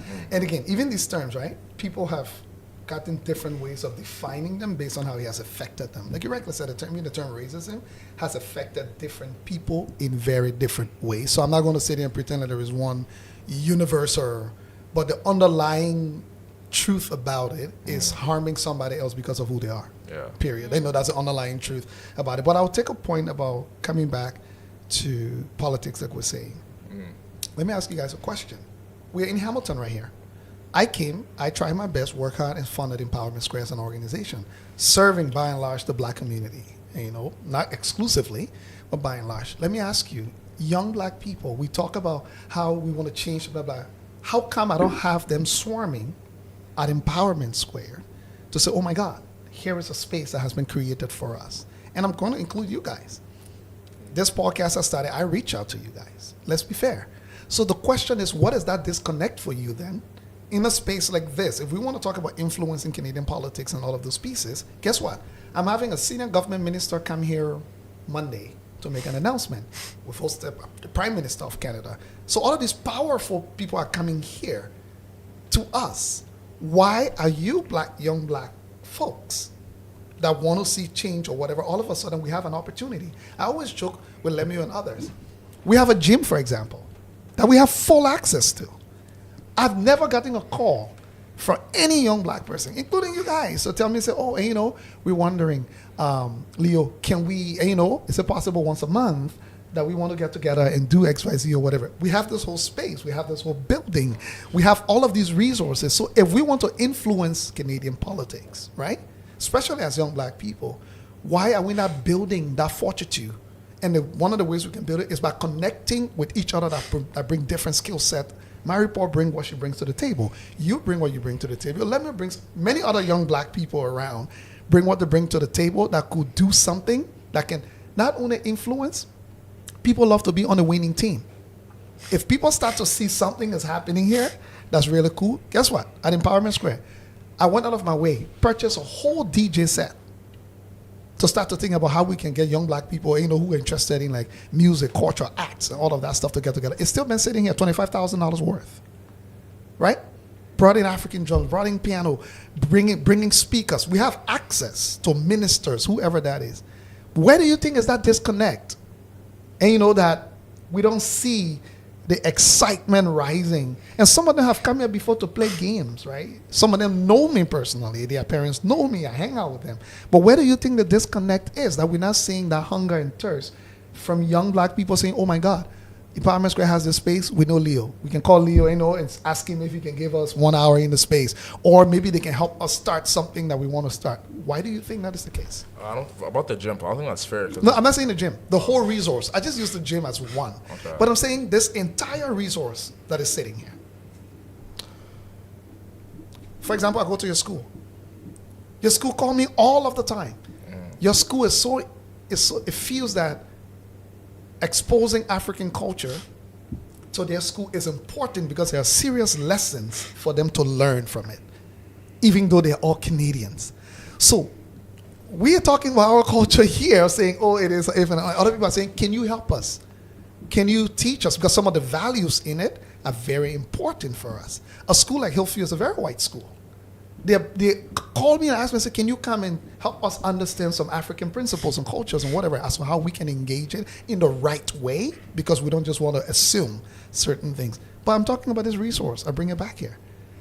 How come we don't have the same excitement from you guys and, young people? I would have thought this should be like a kind of hub, having the resources that you have. You can do whatever you want. You can sit and be like, I want to start a young guys group to also just talk about challenges and stuff that we're having. And by the way, our young kids in the streets are going astray. I don't need to tell you. In our families, in the streets, by all kinds of stuff. How come we're not seeing that hunger?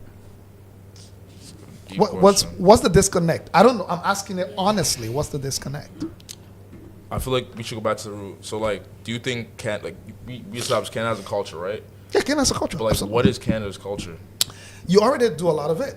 Canada has a very robust culture. For example, that achievement of post-secondary education is a greater indicator. That's a culture. Yeah. From the day you were born, they start preparing you for going to school. In Africa, that's not necessarily a culture. In fact, you only find that mostly in urban areas, mostly in rural areas. In fact, you may not know, in most African cultures like Liberia, we have something called the bush school. Right? That's a deep African cultural thing. Canada is different here. From the day you were born, they start counting your age based on the school. 20 to 25 years of your life will be only about school. That's a Canadian culture thing, right? Another thing, let me put it this way. For example, family. What is understood as family? It's Canadian culture. It's your immediate family most of the time. In our culture, it's different. Your third cousin, your first cousin, your second cousin, your auntie, auntie, your mom's friend is your auntie as well. Your dad's friend is your uncle. So I'm just giving you some examples of what Canadian culture is, where you got the clash that is very different. Canadian culture, when you're 18, you're an adult. Liberian culture, until you are prepared to step out, you're not an adult. You can be 31 years old. If they're not convinced that you're responsible enough to step out, then no, you're still not an adult. Yeah. So you ask what Canada has culture. I'm giving you some of the examples of it. Yeah, it does. So what I'm trying to say is, like, I feel like this disconnect comes from the fact that I brought to my point before, right? We're really immersed in this Canadian culture, right? And, like, not many black, like, compared to before, right? I'm not saying that I'm not gonna take a stance to say that we're oppressed or we're not impressed. I'm not knowledgeable enough on that yet. But as of right now, like, me personally as a black teen, I don't really feel oppressed. Like, I don't know, like, maybe ignorant to say that, but I don't really, like, feel. But that's not a question. No, I'm saying you have a resource here. Yeah, I'm getting to it. To grow, but not just to grow, to help other of you. You don't have to be oppressed, but the research shows that young black men are incarcerated more than any other community. The research showed that young black kids do drop out of school at higher rates than any other community. Yeah. The research showed the number of black kids not completing post-secondary are higher than many. Those are all established facts. It's not a debate. So I'm saying we do have a resource that some of you who have tried to break that ceiling and, to not fall into that trap or whatever that is, that could be using these type of resources to get together and start to show other aspects of the black community that is not often seen. What's the disconnect? Whether you feel oppressed or not, for me, it doesn't matter. Those are facts. So I don't answer the point I was making, right? So I feel like there's, like, how do I type this question? So why aren't people using the resources? I feel like Empowerment Square, like, it caters to immigrants, right? Yeah, and there are other organizations too. I'm just using Empowerment Square as an example, but there are many other organizations in the city that do similar work. Empowerment Square doesn't only cater to immigrants. It caters to marginalized communities, newcomers, and racialized communities. Yeah. Okay. Right? So if black community is facing some of this issue, then it's a marginalized community. I'm not going to say who oppressed them or whatever, but the fact shows. Okay. But I think I kind of get what Francis's point is the way that it maybe is advertised is to immigrants and to, like, lower income students or students who are facing a specific kind of challenge. So if he doesn't feel necessarily oppressed, you might feel like I don't really need this resource at this moment. Maybe let me give it to someone else to use. But I'm or flipping not the take question. up space But Maripo, in I'm not that even way. asking from that point. I'm saying, why are you not using what you've achieved? I'm not saying for you to get the service. To support I'm saying others. for you to support others. If you've managed, right, where you don't need that service anymore Yeah. because you're doing well in school, or you find a way to, carve all your path. Graduation from high school is an achievement. You managed to figure that out. There are many other kids that may not if they don't get a support. What I'm asking is, how can you use what you've achieved or resources that already exist to help others, because you may not need it? Yeah. That's what I'm asking. No, I think that's definitely a mission. At least for me personally, that's something that I would love to do. And I am doing, maybe not at an organizational level yet, but it's, mentoring younger students and supporting them. And don't you even have like a club for Yeah, BSR. Yeah, so Yeah. that's Again, that's what I'm saying to you. Now, how do we connect those dots? Mary Paul is doing something that she does all the time, helping her. You are doing something maybe at your school. I don't know, let me, whether you're involved with something at your school or whatever. Yeah. The question is, you have those limited spaces, right? Here you have a bigger platform, a bigger resource that could help you even elevate that in a way. So what I'm saying is, connecting with those resources that are already in our community to elevate. You might be your club might have 10 people in it, for example. But maybe if you come to Empowerment Square and create something, it might all of a sudden allow you to reach 50 people instead of 10 people. It's like saying, why aren't billionaires or billionaires donating to the poor? It's a moral question, and like humans by nature, they're not perfect. So I feel like it's not fair to like say that, the black community, they're not trying, because I feel like people use the services, right? So people are coming to your services. I'm sure people go to the organization. So I feel like it's not fair to generalize that they're not coming to these services for help. And I feel like it's just they're not supporting these services. People who have managed, whether on their own or through help from other people in our community, who have managed to achieve success. I'm not blaming them. I'm not saying they must. I'm asking you as a young person, do you think it's a good thing, right, to figure out how you can use some of your success to support others? Yeah, I think it's a good thing. And that's a disconnect For I'm sure. asking. And some of you may be doing it in your own ways and your own spaces. But I'm saying to make that impact bigger. Imagine if Marie Paul, you, Lemuel, let's say 10 others or whatever got together and said we want to do this thing. If Marie Paul was the only one doing it, all of a sudden that thing has just gotten an exponentially bigger in ways that Marie Paul alone could not have done it. So that's the question I'm asking, saying how are you connecting these dots, right? Because you're one person. But Marie Paul, go ahead, and then Lemuel will come to you. Yeah, I think if we were even going to connect that to back in Africa, some people might say, we're here, we're the diaspora, we have all these resources, why are we not bringing what we have back home? And why are we not supporting in a more substantial way? And I think it's a difficult thing to measure because the need can sometimes feel so great.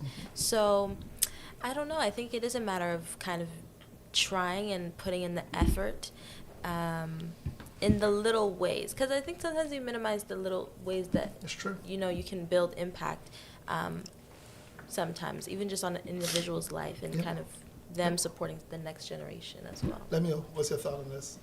What's it called? Well, I And can we think, try to get your full attention here, please? Go ahead.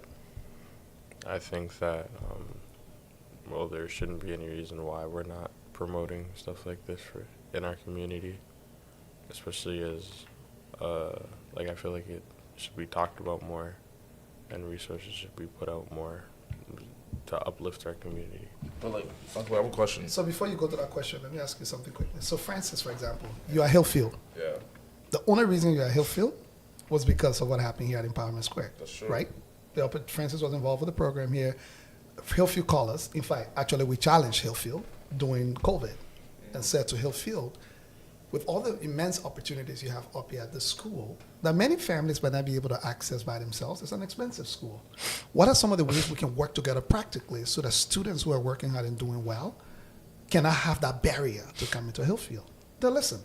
We work with them. I think right now we got 2 or 3 students from Empowerment Square that are at Hillfield as a result, right? But so the question I'm asking is, if this resource existed and supported someone in a way in the community, where is that sense of responsibility to think that, I could probably do something too that somebody else might benefit from it in a way, since that resource managed to do that. And I'm not saying this to say, oh, you are at fault because you didn't do something. That's not the point.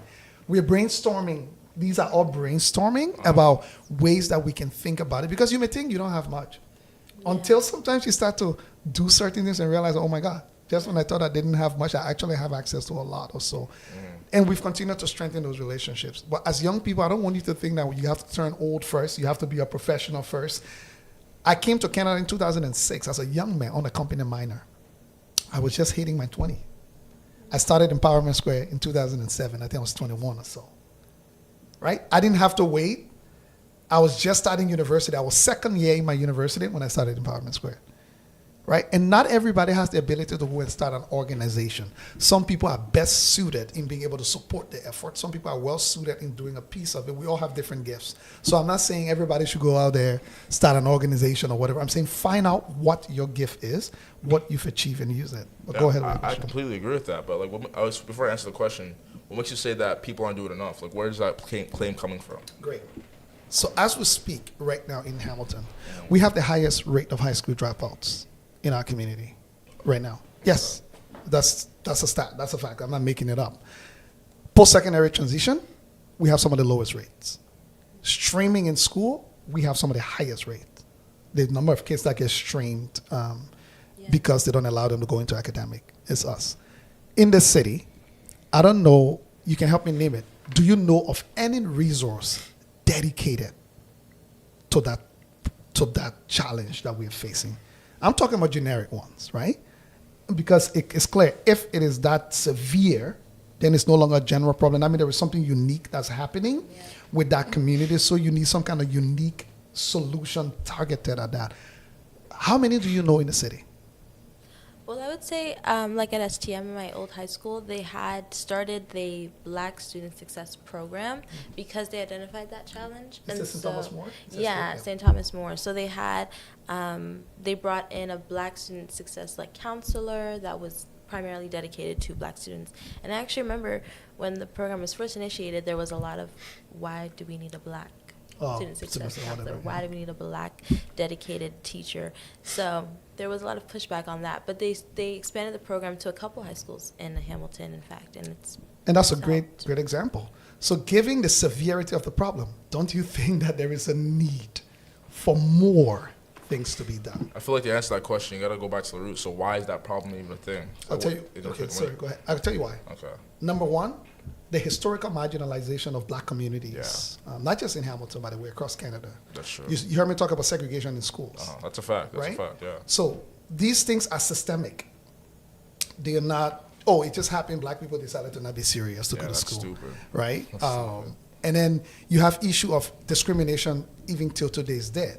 You have these schools, you go to these schools, most of these kids, their parents have the resources and ability to have like tutoring for them, home tutoring, or put them in other scholastic programs and all of those pieces. Because of the historical marginalization issues, a lot of Black families and communities are poor. They cannot afford to pay for private tutoring for their child. Or most of the time they are at work when their child comes from school. They're not even there to be able to help us, so because of how the family lives. So these are systemic issues. So to solve those systemic issues, you need to provide direct interventions, right? So like the Black student success counselors in schools or whatever, they do a great job. But the challenge is they are still limited within an environment of what they can do. I'll give you an example. At Empowerment Square, I can work with a student here endlessly. I'm not crunched for time. If we decide that a student needs 3 hours a day, we can work. You get tired, you go to the basketball gym, shoot some hoops, and you come back. We're not rushing that, oh my God, the class time is almost over, or the Black Student Success Center have 5 more students, so your appointment is for 1 hour. They get to talk to you. Here, these programs in the community we strengthen, and they're like, it can become a home where the time can be taken over a number of years for you to approach this issue rather than it feeling like you have an appointment for an hour to try to finish up. So it's a bit different when it's outside of the school. So the question you asked about why, what are the issues that have led to this, is societal. And that's why the type of responses, nobody's going to do it for you. If I'm from the Black community and this stuff bothers me, I have to find a way to do something about it. I can't just say, oh, the government must do this, the city must do this, the city must do that. We can fight that battle, but we need to start doing something. So what I'm asking is, If you see something happening in the black community that you believe that, you know what, this thing is a good thing, don't make yourself a stranger to it. We should be swarming there. That's what I'm saying. I'm using Empowerment Square as an example, but there are many other initiatives that could be happening. We should swarm it to see if I can add value to it. I'll be like, yeah, I'm coming there because I know there is something I can. If I play basketball, we could run a basketball program for younger kids. If I play basketball, why not spend 2 hours on my week, right, to help develop that leadership skill or team building skill? So back to you. Yeah, so lots of unpack. So we'll take the next 10, 15 minutes and wrap up. It's been a very fiery conversation, but go ahead. Yeah, so I'm on your side, right? But I want to challenge this viewpoint because a lot of people challenge this viewpoint, right? So you're talking about personal responsibility. Why isn't the black community not wanting to help themselves, right? And this kind of goes back to, you said some systemic issues, correct? Yeah. Do you feel like those, like, yes, there's a history, but I feel like I'll make the argument that there's opportunities for mobility, right? You can work hard, and like I agree with you, but I'm just challenging, right? You can work hard and like people are saying that they have the same opportunities and even more because of these programs, right? So right now we're on the topic of personal responsibility. So where does that lack of personal responsibility come from? Multiple reasons, but I will give you some of my own experiences, and other people can jump in with their own experiences as well. Let me give you a typical example. I came here as a government-sponsored refugee, as an unaccompanied minor, period. I got here with just the clothes on my back. I remember the first day I went to a university class, I had 1 month of trauma. Because I sat in the class, all these kids knew what they were supposed to do. They all took out their laptops. I didn't even have a laptop. Everybody's typing at speeds. I never ever used a laptop. I didn't understand how to even properly use it at that point. So, is this about working hard? Yeah. Right? Number two, let me give another example to you. I showed up here as a government-sponsored refugee on a company minor. After 6 weeks of being in a hotel, a loan paper was brought to me that I'm indebted to the Canadian government, almost $7,000. I had never seen up to $1,000 in my life up to that point. And then every month, I got a slip that I had to start paying back monthly after being 6 months in the country. If I don't pay back, the compounding interest add up to it. After a certain period of time, my account get garnished. I can't get travel documents. I can't leave the country. I can't get any tax return. I can't get any assistance. I'm just giving you very practical ones. So I was one person. Imagine a family of 5 with 3 kids under age. That's almost $30,000 or $35,000 in debt, but only 2 adults are responsible for that. After 6 months of being in Canada, when you don't even have a job. So most people end up on welfare. And the moment you end up on welfare, how are you going to be able to get tutoring or work hard? How are you going to be able to work hard when you can't even, you can barely pay the rent? You're worried about paying the rent. You're worried about putting food on the table. And then you're talking about working hard. Working hard would be about paying the rent and putting food on the table. That would be the first 2 primary things. There's a guy who used to be on our team, good friend of mine. He was in high school, Sojourner, grade 10. He worked all night from 11 p.m. to 7 a.m. and then dresses and go to school in the morning. And then after goes when we get 3 to 4 hours to rest and get ready for 11 p.m. work, 7 days a week. You think that kind of person will be able to get ahead? He comes to school in the morning, he's sleepy. He's been working from 11 p.m. till 7 a.m. So that means he hasn't slept all night. He has to manage and survive in class. Goes on maybe 3 p.m. or whatever when you guys are done school. He got 3, 4, 5, 6, 7 to probably rest or figure out schoolwork, assignments, everything. And then by 11 p.m. he's back going to work. 7 days a week, Sunday to Sunday. So this term about working hard is relative, right? I agree with you for sure. Immigrants is definitely much harder. It's not even immigrants, even black communities that have been here. Let me give you a typical example. If you were somebody who lived in Canada, let's go back to the days of segregation in schools, right? Where certain schools were intentionally underfunded so that the kids coming from that school would never do top programs, so it would end up at the top in their careers, right? So as a result of that, your whole family, you end up being car porters, hotel decks workers. Not that those people are not important, but the type of education you got only limited you to that kind of job. So as a result, poverty persisted in the family from generation to generation as a result of that. That's a fact. So you don't have to be an immigrant or a newcomer. There are many families here that were subjected to that kind of treatment. Or you could not be hired in certain jobs if you're a black person, even if you got qualified. That too existed here. So then you got generational poverty that persisted in the family So someone's trying to break that. It's not easy. So immigrants is one, but it's not just immigrants. I agree with you. It's not easy. I don't. It's not an equal playing field at all. Like someone who's like people at my high school, right? Born rich family, job set up. Compared to me, like I have to work way harder. Exactly. That's just 2 plus 2 is 4. That's common sense. Yep. But what I'm trying to say is that personal responsibility. Like where could this be coming from? Like that lack of like where does that come Because from? we're not taking the opportunities before us, right? That's what I'm saying. And the opportunities don't have to be big. Empowerment Square started because I wanted to help 5 kids. That's all it was. It was 5 kids in my apartment building that were helping. I didn't have an idea about Empowerment Square. I didn't have a grandiose idea for an organization. But through helping those 5 kids, it grew and started to grow. Yeah. So what I'm saying to you is look around you. What are the opportunities? They don't have to be grandiose things. It can be very practical things. And that's why I use Empowerment Square. I use the gym as an example. That's a resource. Is Francis able to get 5 of his friends? And once a week, to say, guys, let's just get together. Let's hang out. Let's talk. I can actually add on to this as a personal story. I remember we tried to do that. Remember with Kavana, stuff, but they didn't have the money to pay. Yeah, we couldn't do it because we didn't have the money to pay. Did you ever reach out to me? No, you didn't. I no, did, bro. You didn't.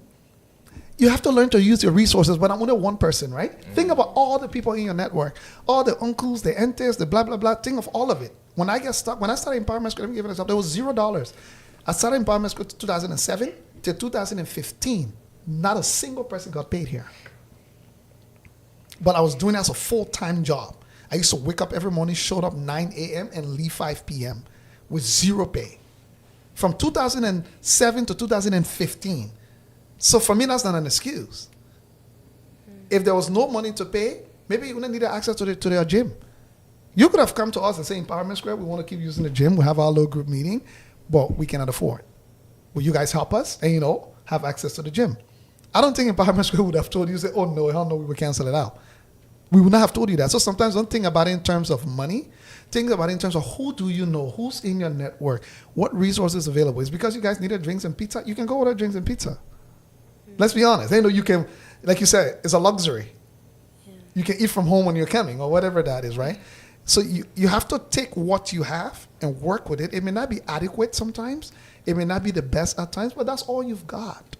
That's all you can use. So my point I'm landing on to whether it's culture, whether it's the African community, whether it's language, identity, coming back to the core of it. Your identity is what you have. You got to work from there to build it up. Like you said, you've come to Canada now. And you've been forced to not learn it first. You jump to learning something else first. I think we should all continue to make the efforts because you never know what may do it for you. You just never know what may do it for you. There's nothing guaranteed. So as young Africans, I would say to you, there's no right or wrong about how to do it. It's about you yourself getting on that journey. Allow yourself to get on that journey of discovery on your own. So I have a question. I think, looking at the topic, do you think that it's on us, the African diaspora, to kind of make the connections to Africa directly instead of waiting for the Canadian government to Absolutely. do it? And I'll give you a perfect example. I've been going to Liberia, Ghana, doing all kinds of work. I was recently able to facilitate a $4.9 million funding from the Canadian government for Liberia and Ghana. How did I do that? Going back, I realized that there's a huge disconnect with diaspora young Africans and what's happening on the African continent. You hear the news, you hear all this stuff, that's it. So I came back and went to the Canadian government and said, we need to do something. I think that's an important piece of Canadians, young Canadians of African descent, going to Africa, living and working there, just for their own understanding. They don't have to agree with it. Long story short, we convinced the Canadian government. They agreed to give us almost $5 million. So as I speak to you, the second cohort of young Africans, I headed to Ghana and Liberia in September. They will live and work there for 4 months at a time in local organizations as an opportunity of learning, getting exposed. Like you said, when it's all around you, you learn it. So imagine if I was waiting for the Canadian government to be the one to come to us. I'll give you another example, the Liberian Learning Center, all funded by Canadian funds. And sometimes it's not only government, right? Sometimes it's other bigger influential organizations. I just took a delegation of a senior government official from the Department of Foreign Affairs, the Embassy of Canada in Abidjan, Côte d'Ivoire, to Liberia for a 3-day visit to do an observation and a field study of what are some other opportunities the government could connect. I'm one person doing that. I'm not even a government official from Liberia. I have no affiliation with government whatsoever. I'm an individual, right? Living here in the African community, using, again, my networks and the people that I know to facilitate that. And that's what I'm saying to you, young Canadians. Everybody wants to be on the winning team. Francis, the moment you start to show that you're going somewhere, people want to join you. And some of these people may be very influential people who can have conversations in places. So my point to you all is, we can't wait for it to come to us. We got to work it and figure out how to get to it. That's true. That's true. But parting comments, closing thoughts. Let's summarize. We'll start with you. And any other thing you wanted to add to the conversation, by the way, or else we'll get your closing comments and then we go around to close. I don't know. I thought today's conversation about like identity and knowing who you are was an important topic to bring up and discuss within our community. Maybe that should be our next topic, so that we exclusively, so people can get the time. Yeah, people can get the time to like go and think about it. It just came up as part of the conversation, but again, we will decide that later on. But anyway, those are your parting comments. Yeah. Francis. Yeah, and also very like intellectually stimulating discussion. I learned a lot. I'm gonna take away a lot, and I'm gonna think about it too, right? And we have some disagreements, right? But at the end of the day, we're both black, we're both African, you know. So no matter what, it's just like you said, like you put us here to hear different perspectives, and like mine may not be the same or it may be different, but the fact that we're talking about it is already a step forward. So that's what I think. Yeah. Right, Paul. Yeah, I think this was a wonderful conversation. Learned a lot, and I think took away a lot in the sense that there's still so much we could have touched on Yeah, a lot. Definitely. So We could be here for 2 days. Seriously, it's very yeah, simple. maybe we should do a part 2 because No, there has to be a part 2. And I'm going to find some videos. I encourage you all, because there are interesting videos out there about this kind of topic. Let's share it. Let's watch different perspectives. Maybe it might help us get some more information about this, but go ahead. Yeah, for sure. Wonderful conversation. Okay. For me, not much to say. I want to thank you guys. By being here is the first step.